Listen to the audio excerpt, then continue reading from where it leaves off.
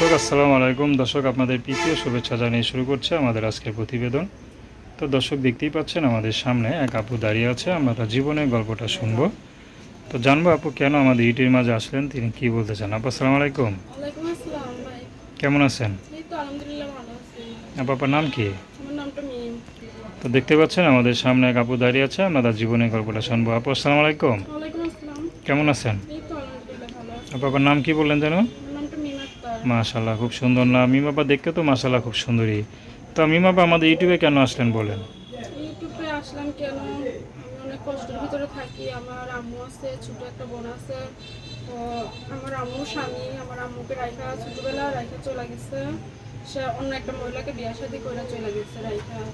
তো আসার কারণ যে একটা ভালো মনের মানুষ পাতাম, যে দুঃখ সুখে পাশে থাকবো, দায়িত্ব নিয়ে সারা জীবন পাশে দাঁড়াইতে পারবো, আমার মায়ের মতন ভালোবাসতে পারবো। তো ভালো একটা মনের মানুষ পেলে বিয়ে শাদী বসতাম, এর জন্য আসছি। আচ্ছা, আপনার কি বিয়ে শাদী হয় নাই? না, বিয়ে শাদী হয় নাই। বিয়ে শাদী হলে কি আর আসতাম? আপনার তো লম্বা চূড়া মাসালা ভালোই আসে, অনেক ছেলে তো লম্বা ছেলে মেয়ে পছন্দ করে।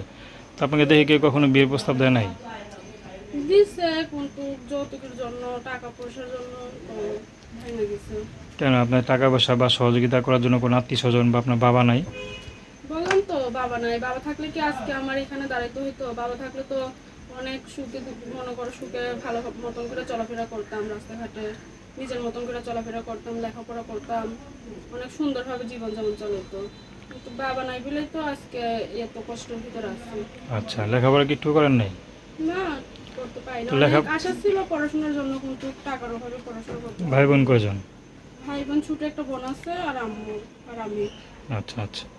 তো এখন মনে করেন যদি কোনো প্রবাসী ভাই আপনাকে দেখে বিয়ে করতে চায়, তার জন্য অপেক্ষা করতে বলে, আপনি কি করবেন? হ্যাঁ, অবশ্যই করবো। সে যদি আমার দায়িত্ব নিয়ে পাশে দাঁড়ায়, আমাকে মনের মতন ভালোবাসতে পারে, আমাকে বুঝতে পারে, তো আমি তার অপেক্ষা অবশ্যই থাকতে পারবো। আচ্ছা, দর্শক নাম কি বললেন? মিম। তো তার সাথে যোগাযোগ করতে চান তো তার নাম্বারটা হচ্ছে 01838526240। আমি নাম্বারটা আবার বলছি 01838526240। তো দর্শক, প্রেম ভালোবাসা সাহায্য সহযোগিতা বিয়ে শাদী করা একান্ত আপনাদের ব্যক্তিগত ব্যাপার। তো আসুন আমরা 5 ওয়াক্ত নামাজ পড়ি, সর্বদা দেশের সেবা করি। আসসালামু আলাইকুম।